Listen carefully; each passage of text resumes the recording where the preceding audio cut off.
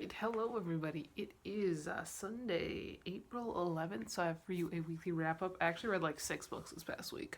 It was a pretty good reading week. We're going to start off with the biggest and probably the best one, and that was My Sister, My Love by Joyce Carol Oates. This is a fictionalization kind of based on situation of the JonBenet Ramsey murder. And if you weren't aware, JonBenet Ramsey was a child beauty queen who was she was like 6 years old, and she was found murdered in her home on Christmas Day in like 1996, I want to say. I don't remember the exact year. But this book follows the older brother of this little girl, Bliss Rampike, who was a childhood ice skating champion who was found murdered in their home. And so this follows the older brother of that whole thing, telling the story of how they grew up and how fucked up their parents made them and everything like that.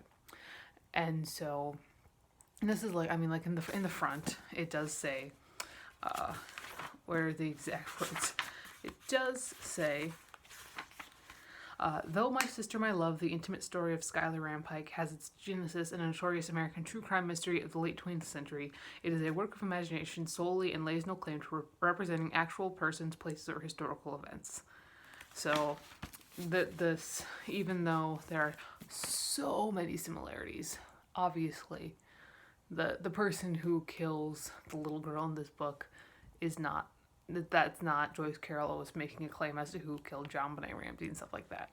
But it was really, really fun. It's written as if Skylar, the main character, is writing out everything that happened. So it's very interesting. She plays around with footnotes a lot, which I love a lot.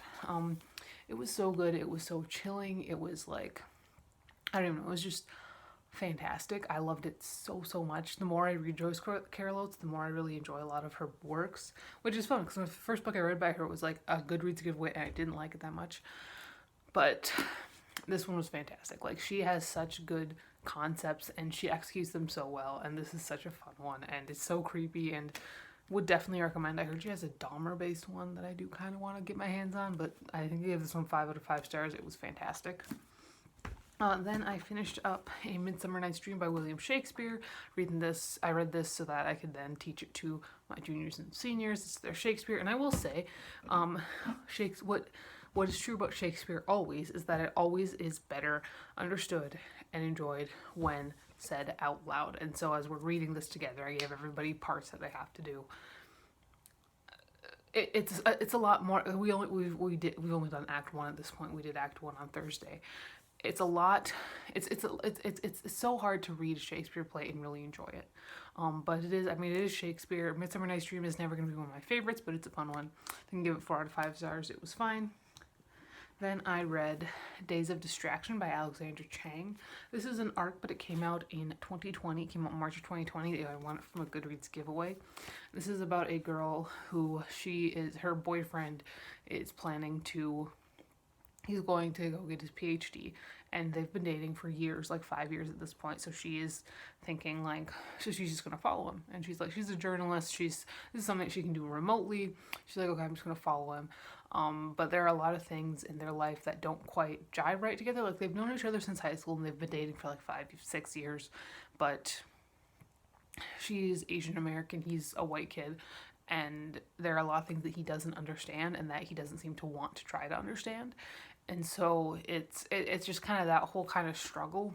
And it was really well written. It was very meandering. It's very much a character study more than a plot focused book.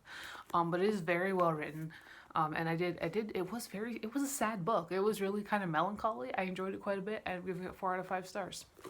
Then I finally finished Bitter Blood by Jerry Bledsoe, which is a true crime book I've been reading on my Kindle for like the past 4 months. And it is about the story of, see, when it starts, it's like, it feels like it's like everything is disconnected and nothing really matches together, but it does kind of start, once you get into like the 300-400 page mark, it does start to come together. It's like 700 pages long. So it's about this woman and how she kind of goes off the rails, and the kind of really like doomer prepper guy that kind of ends up taking over everything and stuff like that. And it was interesting. Like I said, once I got into it, it was better, but it was so long, and I had no idea why we were learning about all these things for 400 pages. I think I ended up giving it like 2 or 3 stars. It probably would have been better if I would have had a physical copy rather than just reading it on my Kindle, because I didn't read on my Kindle every day. And if I did, sometimes I only read one chapter, and then it takes so long to get through a 700-page book, and I'm just like, I don't care anymore. But I did read it. Then I read Breathe My Name by R.A. Nelson. This is a young adult thriller from like 2007. It is about a girl who, when she was young, she was taken away from her mother, and now she is in this adoptive family where she is very much overprotected. And one day she gets a letter from her mother who did this horrible thing in her past. And so she kind of goes on this road trip with this new guy in school. It is a very, very typical circa 2007 young adult, especially in terms of the love interest.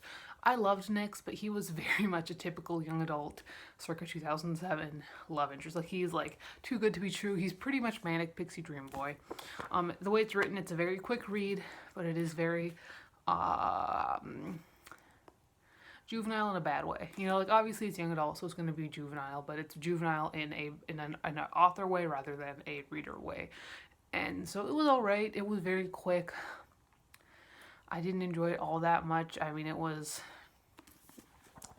okay. There were some really touching moments, and like I said, I did enjoy Nick's, but overall I ended up giving, I think, 3 out of 5 stars. And finally, speaking of juvenile, I read one of those Are No Sleep books. I'm a therapist and my patient is linked with a pedophile by Dr. Harper, which is a pseudonym.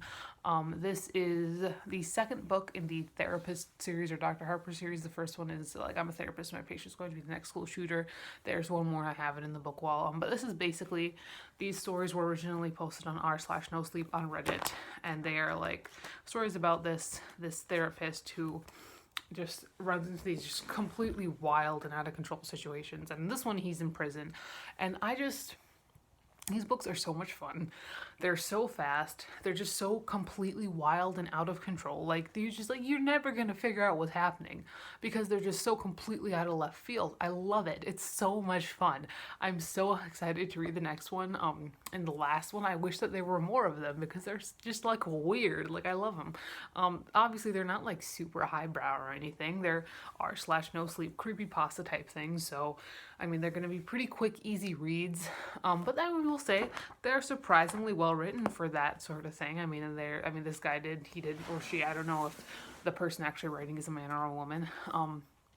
They did, you know, have some good like cover design and everything.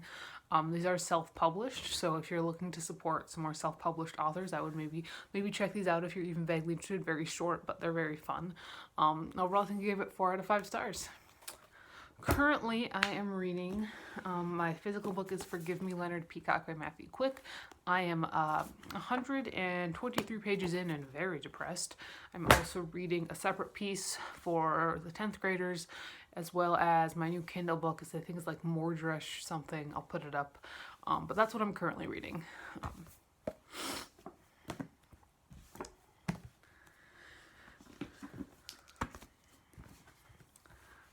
So these are the books I read this past week. That is all for today. I will talk to you later, and goodbye.